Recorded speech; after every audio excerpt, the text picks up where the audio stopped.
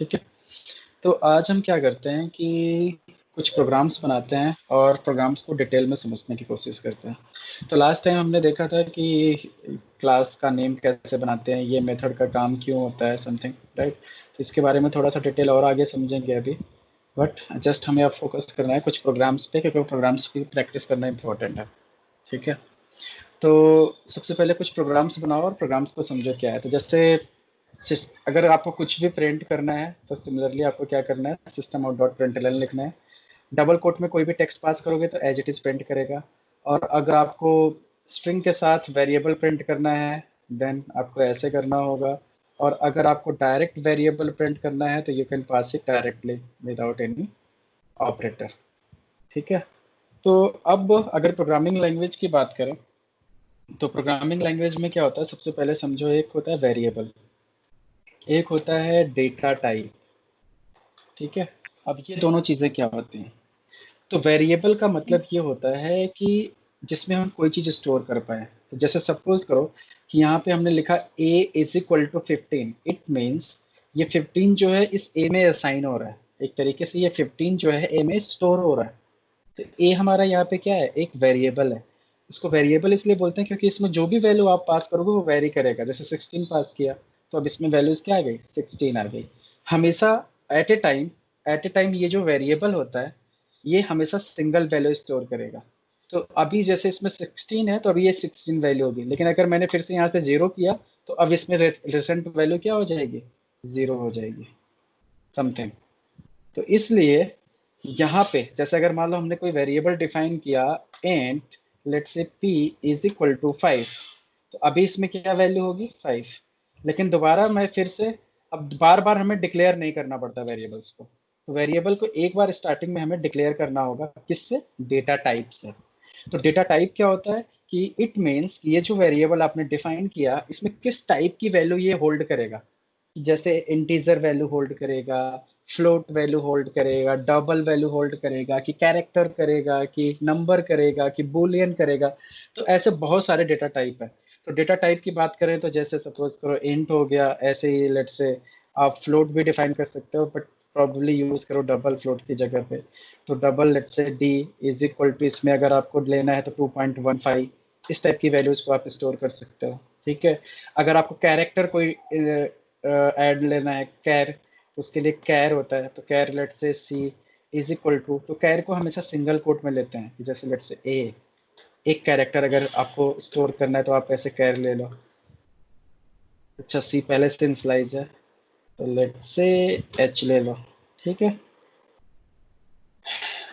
अब एरर क्यों है इसमें,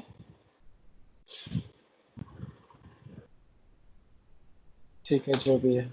तो अभी क्या करना है हमें, ऐसे अगर हमें डेटा टाइप और भी डिफाइन करने हैं, जैसे मान लो बूलियन, एक बूलियन डेटा टाइप भी होता है जिसमें let's say well is equal to, इसमें आप हमेशा डिफाइन कर सकते हो ट्रू या फॉल्स समथिंग। ठीक है। तो ये हमारी बूलियन वैल्यू होती है। ऐसे ही अगर आपको डिफाइन करना है तो मोस्टली यही सारी चीज़ें यूज़ होती है। इंटीजर स्ट्रिंग डिफाइन करना है तो स्ट्रिंग आपका ऐसे होगा, string S T R is equal to let's say hello. तो ऐसे आप स्ट्रिंग डिफाइन कर सकते हो। अभी आप ये क्वेश्चन आ सकता है कि ये सारे कलर हो रहे हैं लेकिन स्ट्रिंग कलर में क्यों नहीं हुआ, तो चूंकि स्ट्रिंग एक क्लास भी है तो class as a data type use होता है, तो इसलिए ये कलर नहीं हुआ बट ये वर्क करेगा। ठीक है। तो these are the data types, इसको हम डेटा टाइप्स बोलते हैं। तो जिस टाइप की वैल्यूज हमें स्टोर करना है वही हमें डेटा टाइप लेना है। तो अगर मान लो हमने नंबर को किसी वेरिएबल को एज ए इंट डिफाइन किया तो इसमें आप फ्लोटिंग वैल्यूज मतलब डेसिमल वैल्यूज आप स्टोर नहीं कर सकते, ये एरर थ्रो करेगा। ठीक है। बट इसके अंदर आप इंटीजर स्टोर कर सकते हो, क्योंकि डबल जो है वो फ्लोटिंग वैल्यूज को भी लेता है, मतलब डेसिमल वैल्यूज को भी लेता है बट कंप्लीट नंबर्स को भी ले लेता है। ठीक है। तो इसका मेमोरी एलोकेशन जो होता है इसकी साइज ज़्यादा होती है।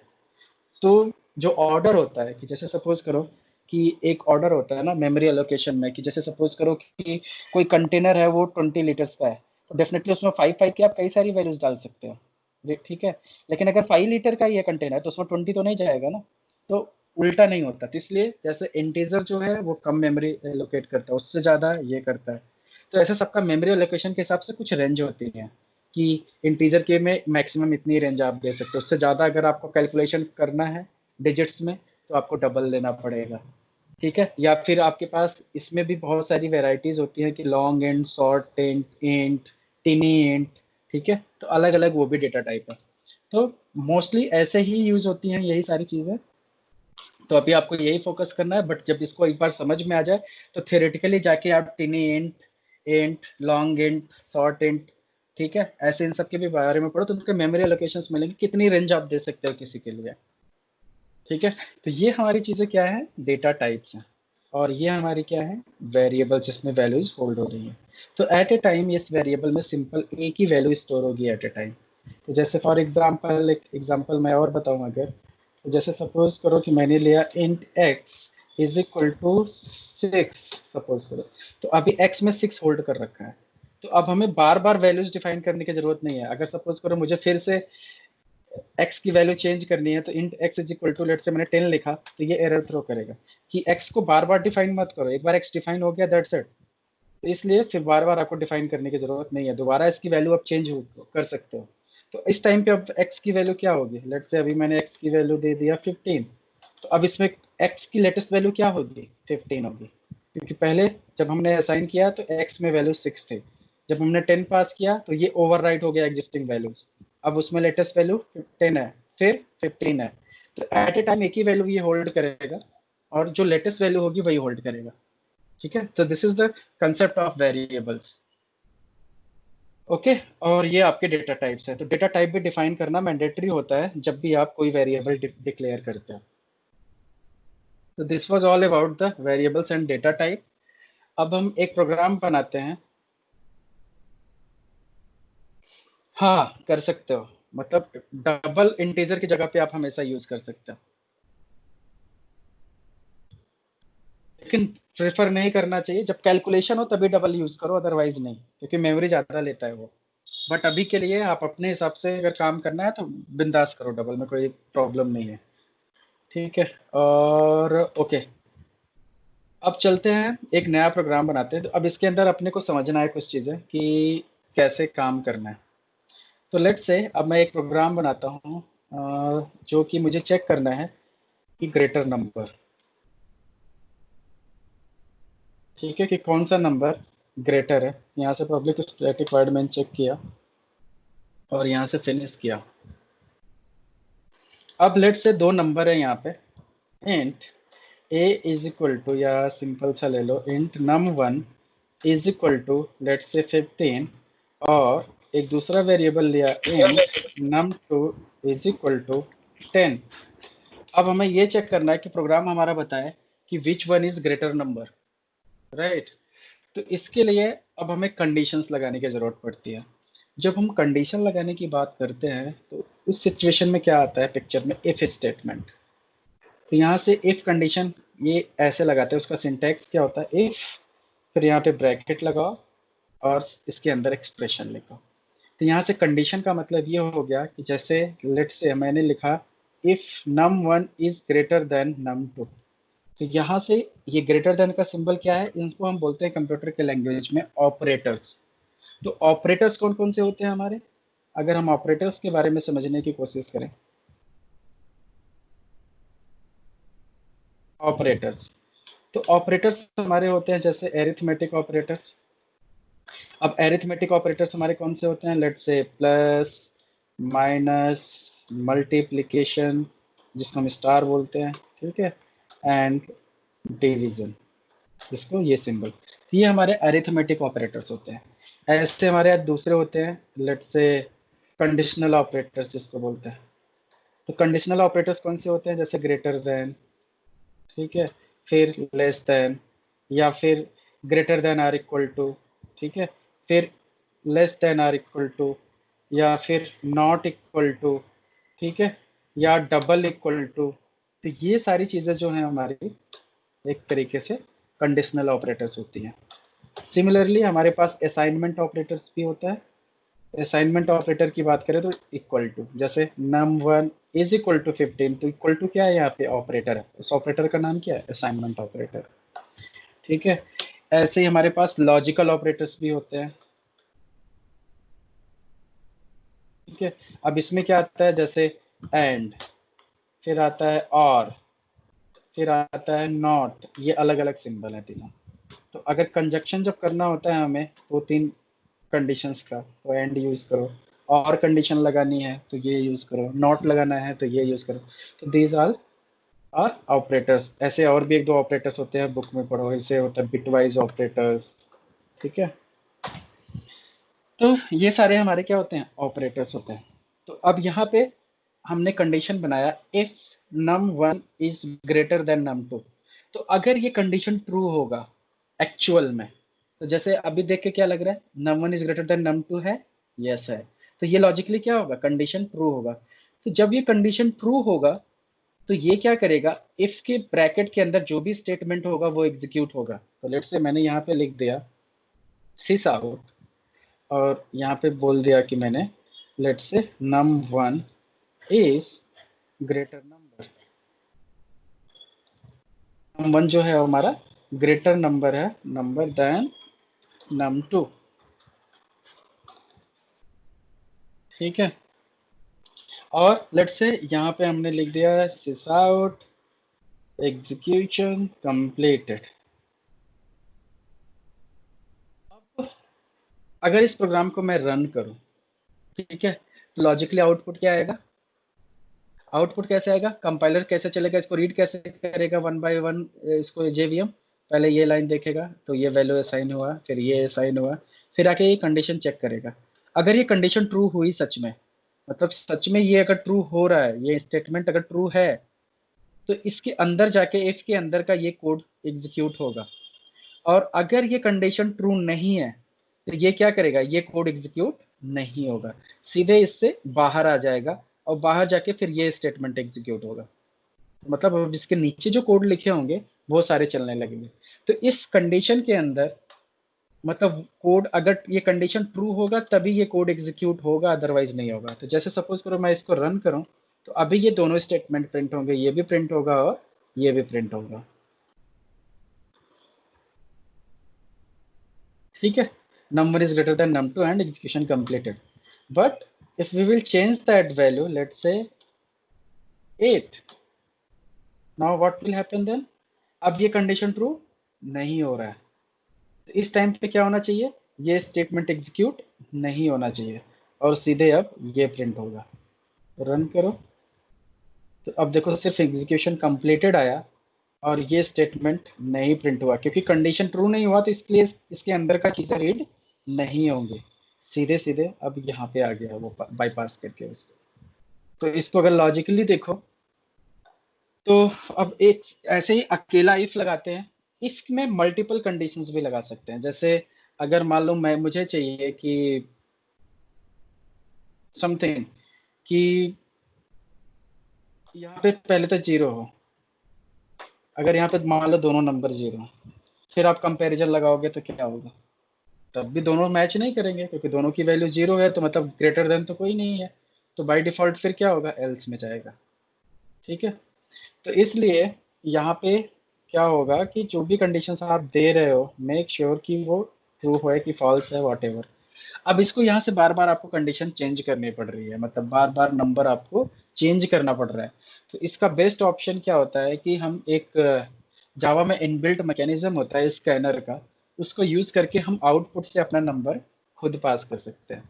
तो उस केस में हम क्या करेंगे, यहाँ पे कोड लिखेंगे, ये कोड थोड़ा याद कर लेना अभी के लिए। तो let say scanner N is equal to new scanner, और इसके अंदर पास करना होगा आपको सिस्टम डॉट आई एन। अब स्कैनर को इंपोर्ट कर लो, फिर यहाँ पे आप प्रिंट लिखो कि क्या चाहिए आपको। तो लेट से यहाँ पे आपने लिख दिया प्लीज एंटर फर्स्ट नंबर। ठीक है, तो ये आउटपुट पे प्रिंट होगा। फिर अब आप आउटपुट में जो भी नंबर टाइप करते हो वो बाय डिफॉल्ट यहाँ पे आएगा, तो इसको आपको असाइन करना है, लेट से num1 में वो नंबर स्टोर करना है।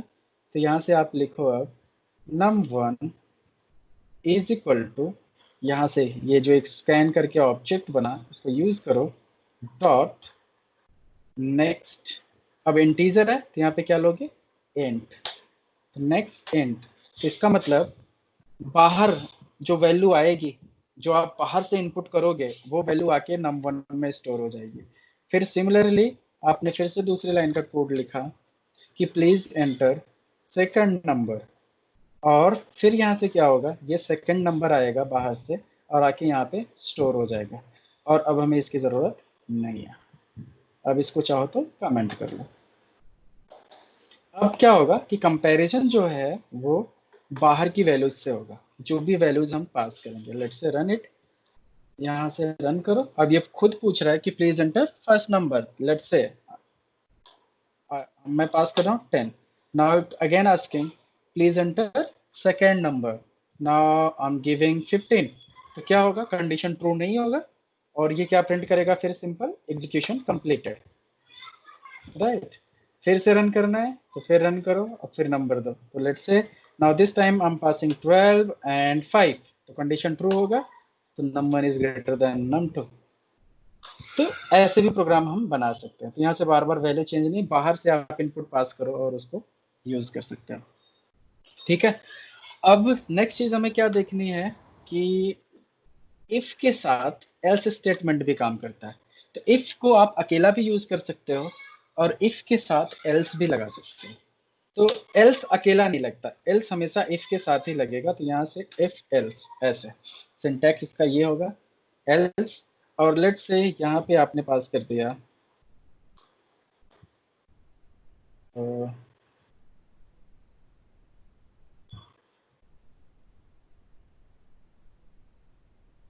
Let's say num2 is greater then num1। तो इसका मतलब ये हो गया कि आप अब क्या कह रहे हो, लॉजिक क्या बना रहे हो कि अगर num1 is greater than num2 है तो ये ठीक है, स्टेटमेंट चलेगा।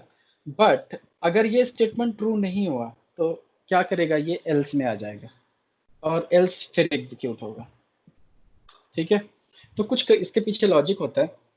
लॉजिक ये है कि अगर इफ स्टेटमेंट ट्रू हो रहा है, ये कंडीशन अगर ट्रू होगी तो इफ चलेगा। अगर ये इफ चल गया, मतलब इफ ब्लॉक अगर ये इफ ब्लॉक अगर एग्जीक्यूट हुआ तो एल्स नहीं चलेगा किसी भी केस में। बट अगर इफ नहीं चला तो एल्स जरूर चलेगा। ठीक है। लॉजिक क्या हुआ, इफ चला तो एल्स नहीं चलेगा, इफ नहीं चला तो एल्स जरूर चलेगा। और ऐसी कोई सिचुएशन नहीं हो सकती कि दोनों ना चले, दोनों में से एक जरूर चलेगा, इस बात की गारंटी है। और चलेगा कौन सा, बेस्ड ऑन कंडीशन। इफ चला तो एल्स नहीं चलेगा, इफ नहीं चला तो एल्स जरूर चलेगा। ठीक है। तो नाउ लेट्स रन इट। अब इसकी जरूरत तो है नहीं अपने को, उसको कमेंट कर दो, रन करो जैसे। तो ये पूछा नंबर 1, तो लेट्स से मैंने पास किया 11, नाउ 4। तो of course num1 is greater than num2, but if I will pass, let's say num1 is 5 and num2 is 8, इस टाइम पे क्या बताएगा कि num2 is greater than num1, जो कि सही है। लेकिन अब अगर मैं कंडीशन में ये पास करूं कि let's say 5, num1 is 5 and num2 is also 5, अब इस केस में क्या आएगा, num2 is greater than num1। तो आपके दिमाग में आएगा कि दोनों नहीं चलेंगे क्योंकि दोनों नंबर सेम है। लेकिन हमने लॉजिक तो ऐसा नहीं लिखा ना। हमने लॉजिक क्या लिखा है कि सिंपल सा इफ या एल्स, ये अगर नहीं चला तो ये चलेगा ही चलेगा। तो इस केस में क्या हुआ, दोनों नंबर सेम थे तो ये नहीं चला। तो जब ये नहीं चलेगा तो ये तो चलेगा ही चलेगा ना उस केस में, तो इसलिए ये चलेगा ही चलेगा। तो यहाँ पे जो भी स्टेटमेंट आप दोगे वो एज इट इज प्रिंट हो जाएगा। ठीक है। तो ये ऐसे काम करता है। अब इफ स्टेटमेंट के साथ आप मल्टीपल कंडीशंस भी डाल सकते हो। जैसे मान लो if num1 is greater than num2 and आप एक कंडीशन और डालो कि num1 not equal to num2। अब आपने दो कंडीशन बना दी ना यहाँ पे कि एक तो num1 num2 इक्वल टू कभी ना हो, ठीक है, और num1 is greater than num2 हो, तब ये कंडीशन चले। तो ऐसे ही कंडीशंस आप मल्टीपल एंड और नॉट लगा के मल्टीपल कंडीशंस भी इसके अंदर डाल सकते हो, तो जैसी आपके रिक्वायरमेंट हो। तो पहले अभी सिंपल से स्टार्ट करो, फिर आप कॉम्प्लेक्स पे जाना। ठीक है, ओके। बहुत सारे लोग गलतियां करते हैं कि इफ स्टेटमेंट लिखते हैं और यहाँ पे सेमी कॉलन लगा देते हैं, फिर बाद में कहते हैं कि ये पता नहीं क्या एरर आ रहा है, तो उनको लगता है कि ये एल्स में क्यों एरर आ रहा है। तो इस टाइप का मिस्टेक्स आप ध्यान देना थोड़ा सा, कि इफ स्टेटमेंट के बाद सेमी कॉलन नहीं लगना चाहिए। ठीक है,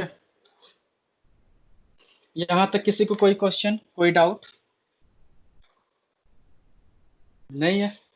तो आपको इससे रिलेटेड कुछ प्रोग्राम्स लिखने हैं जो आप असाइनमेंट्स में कंप्लीट करोगे। तो सारे प्रोग्राम्स अभी तो इकट्ठे तो नहीं दूंगा, पर ठीक है, लेट्स से कि अभी आपको क्या करना है कि एक प्रोग्राम आपको बनाना है एज ए असाइनमेंट, कि कंपेयर थ्री नंबर्स। क्या आप लिख दो, find greatest number among three numbers या फोर नंबर्स।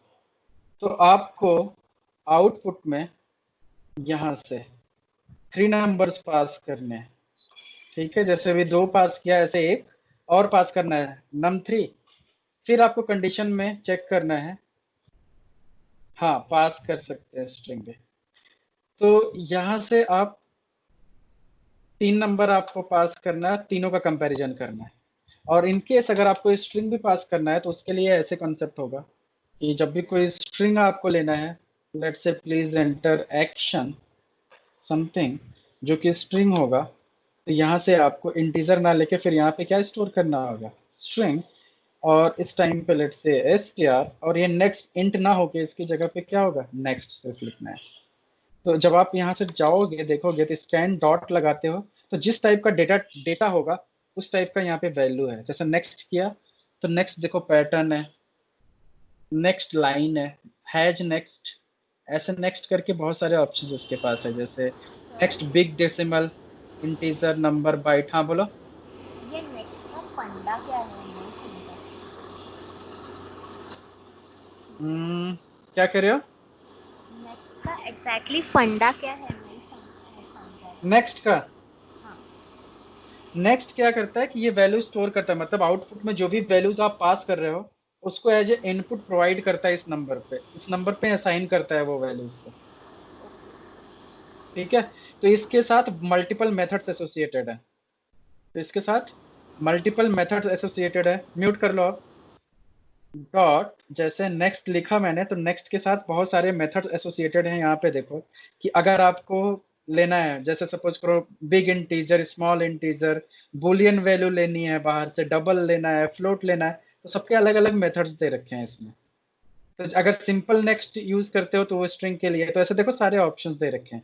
तो आपको यहीं से डिसाइड करना है कि किस टाइप की वैल्यूज आपको लेनी है। तो जैसे ऊपर सिंपल नेक्स्ट लिखा तो यहाँ पे बताया कि अगर स्ट्रिंग लेना है तो ऐसे लिखना पड़ेगा आपको, पैटर्न स्ट्रिंग लेना है तो वैसे लेना है। ठीक है, ओके। तो ये था इफ एल्स स्टेटमेंट, तो ये ऐसे काम करेगा। तो this is the one program जो आपको करना है। ठीक है, दूसरा प्रोग्राम फिर आपको करना है, लेट्स से सेकंड।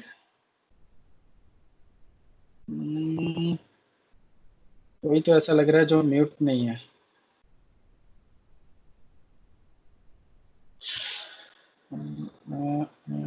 सब लोग हैं, ठीक है। तो फिर सेकंड प्रोग्राम आपको ये लिखना है कि check if number is even और ऑड। तो आपको क्या करना है, यहाँ से आपको दो नंबर पास करना है इनपुट में, यहाँ से दो नंबर पास करना है इनपुट से। और आपको यहाँ कंडीशन में चेक करना है कि अगर वो नंबर डिवाइड करो किससे, मॉडुलस टू से डिवाइड किया, और अगर उसका रिमाइंडर जो है वो जीरो आता है, तो इसका मतलब वो पूरा कंप्लीटली डिविजिबल है। तो उस केस में आप क्या बोलोगे कि अगर जो कंप्लीट नंबर, अगर वो 100% पूरा का पूरा डिवाइड होता है और रिमाइंडर जीरो मिलता है हमें, तो उस केस में ये क्या करेगा, वो हमारा इवन नंबर होगा, एल्स वो क्या होगा, ऑड होगा समथिंग। तो इवन नंबर 0 से लेकर 2 4 6 8 10 ये सारे आपके इवन नंबर्स हैं। तो ऐसे लॉजिक आपको यूज करना पड़ेगा। ये हो गया दूसरा प्रोग्राम आपका फॉर दिस क्लास, मतलब इस इफ एल्स कंडीशन से रिलेटेड। अब एक चीज और होती है कि हम मल्टीपल इफ एल्स भी लगा सकते हैं। तो जैसे सेम कंसेप्ट है, इफ एक स्टेटमेंट इफ है, इसके अंदर फर्दर मुझे इफ स्टेटमेंट लगाना है तो फर्दर मैं इफ लगा सकता हूँ ऐसे। मतलब इफ के अंदर चाहे जितना नेस्टेड इफ लगा सकते हो आप फर्दर, और फिर इसके अंदर भी फिर से जाके इफ लगा सकते हो, और हर एक इफ के साथ कहीं पे भी अकेला भी लगा सकते हो या साथ में एल्स भी लगा सकते हो ऐसे। तो ये नेस्टेड लेवल तक किसी भी लेवल तक जा सकता है, आप कहीं पे भी लगा सकते हैं। इवन एल्स के अंदर भी जाके आप फर्दर इफ लगा सकते हैं, और इफ एल्स साथ भी एल्स लगा सकते हो। तो ऐसा ये कॉम्बिनेशंस कहीं पे भी आप यूज कर सकते हो, कितने भी नेस्टेड लेवल तक यूज कर सकते हो। ठीक है। तो बट एल्स कभी अकेला नहीं आएगा, सिर्फ याद रखना, इफ अकेला आएगा बट एल्स कभी भी अकेला नहीं आएगा। ओके। और टाइप का इफ एल्स लगता है जो कि नेक्स्ट प्रोग्राम में देखते हैं कि सपोज करो क्लास, लेट से मैं एक कैलकुलेटर बनाता हूँ, ठीक है। लेट से एक कैलकुलेटर का प्रोग्राम हमने सिंपल सा बनाया, और इस प्रोग्राम में मैंने क्या किया, 3 नंबर पास करता हूँ।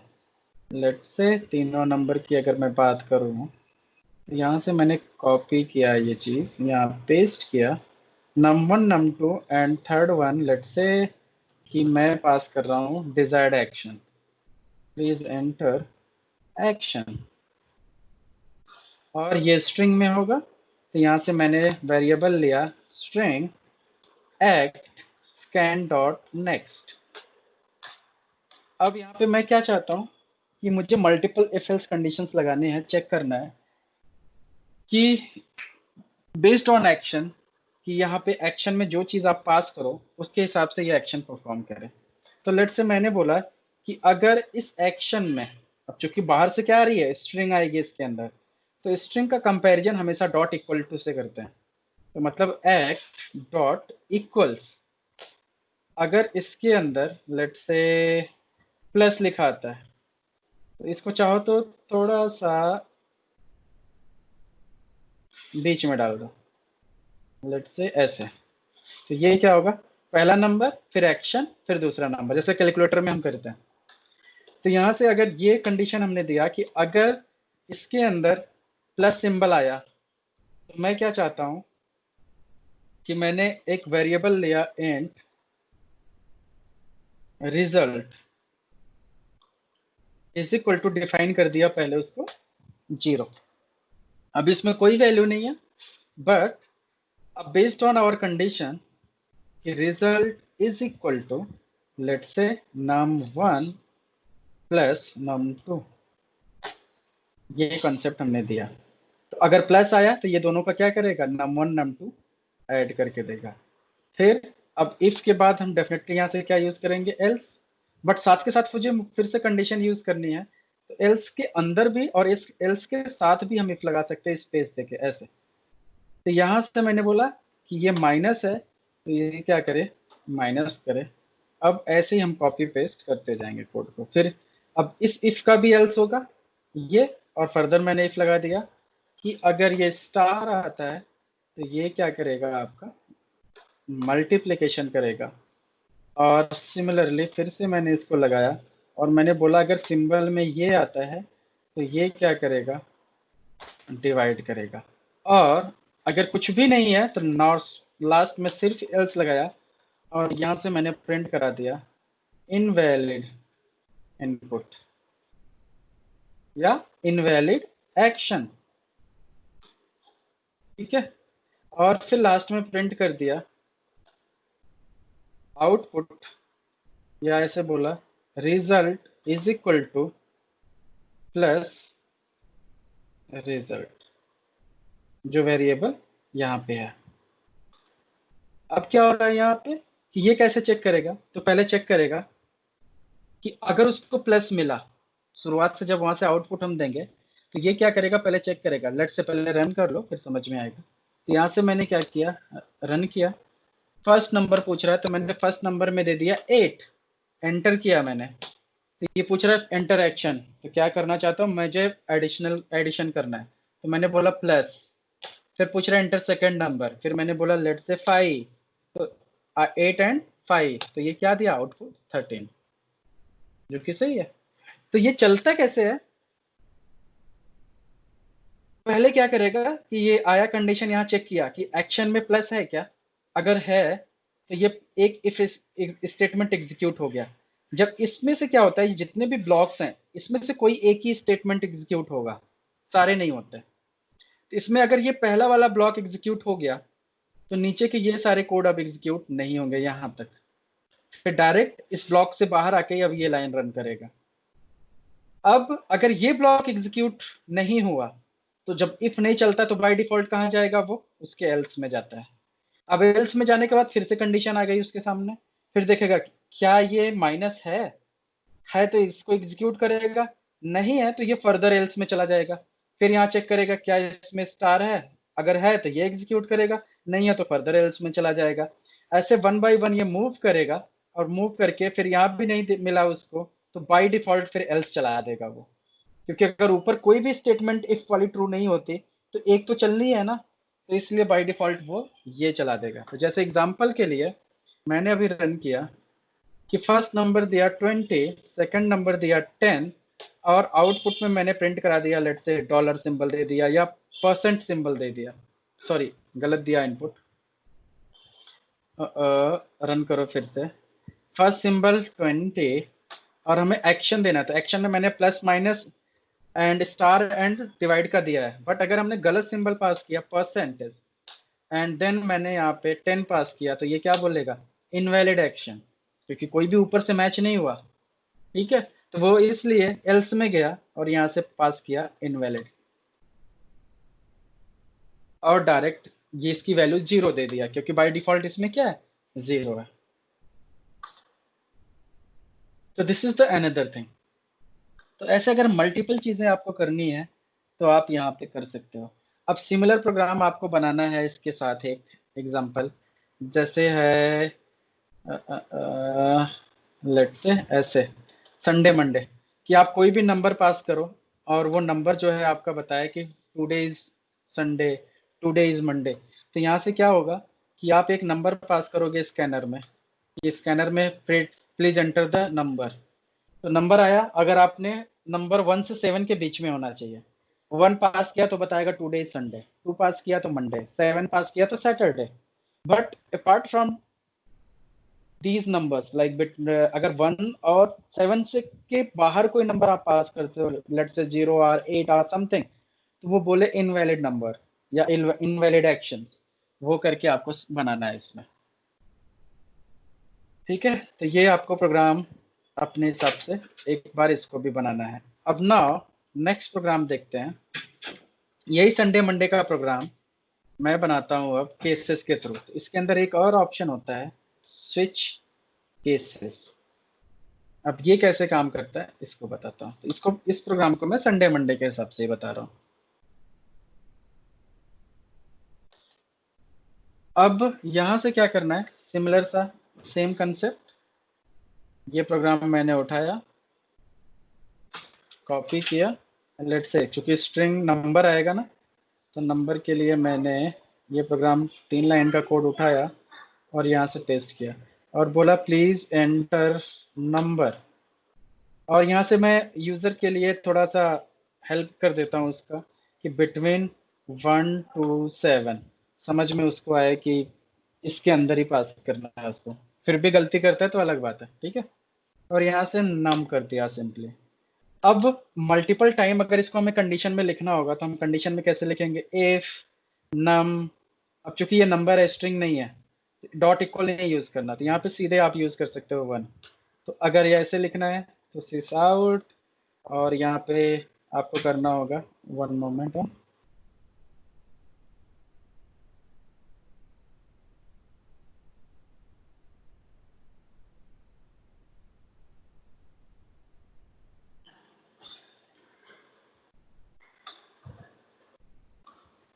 ठीक है, तो यहाँ पे आप क्या कर सकते हो कि जैसे मैंने लिखा today is let's say Sunday. Similarly फिर यहाँ से ये क्या करेगा, एल्स में जाएगा, फिर इफ लगाऊंगा और फिर ये कंडीशन लिखूंगा जो आपको बनाना है प्रोग्राम, समथिंग ऐसा। ठीक है, और यहाँ पे फिर क्या हो जाएगा, टुडे इज मंडे, अगर यहाँ पे ट्रू आता है तो।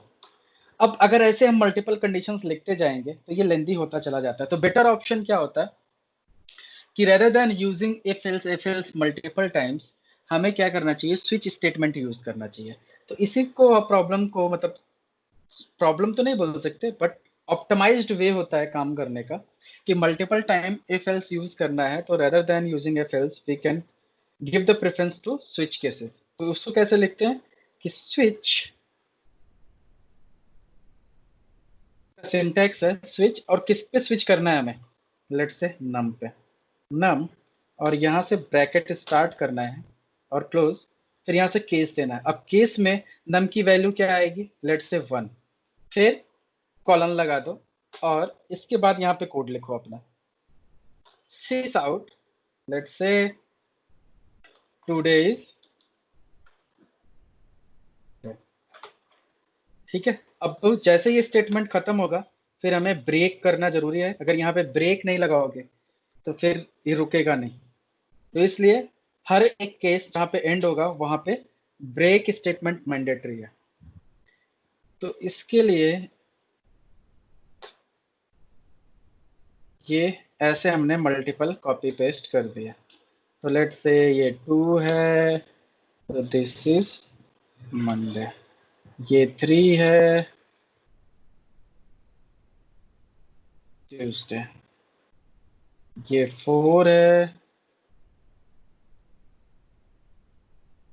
फिर ये 5 है, तो थर्सडे, 6 फ्राइडे, एंड सिमिलरली यहाँ पे 7 है तो सैटरडे। अब मान लो इनमें से अगर कोई नंबर नहीं मैच करता है,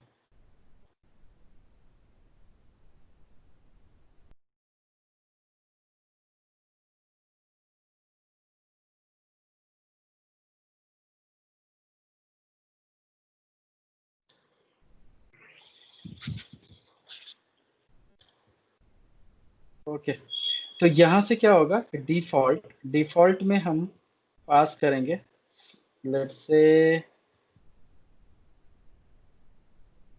invalid number,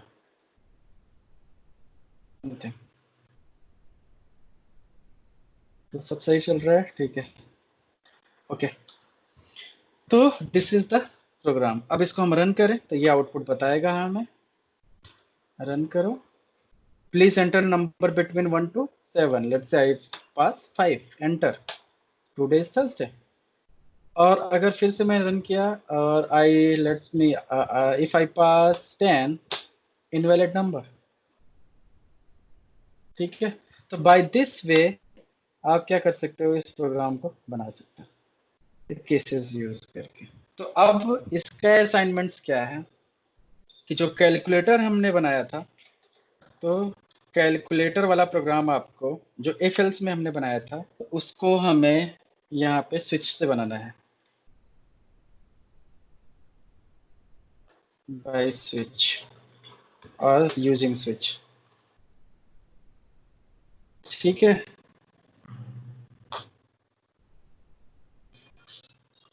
this is the way, one moment,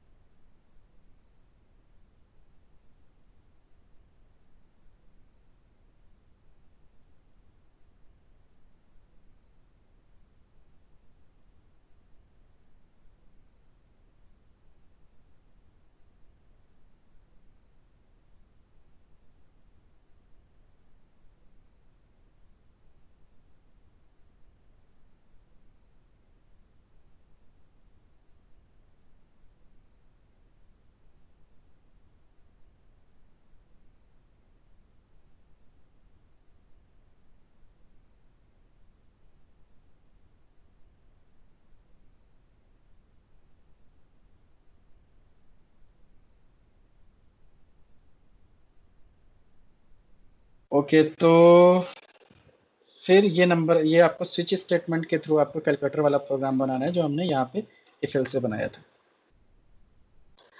तो यहाँ तक किसी को कोई क्वेश्चन, इफ एल्स स्विच, क्योंकि ये सारी सिंटैक्स हैं, ऐसे ही सारी चीज़ें यूज होती हैं और आपको ऐसे ही इन पे प्रैक्टिस करना पड़ेगा इनिशियली।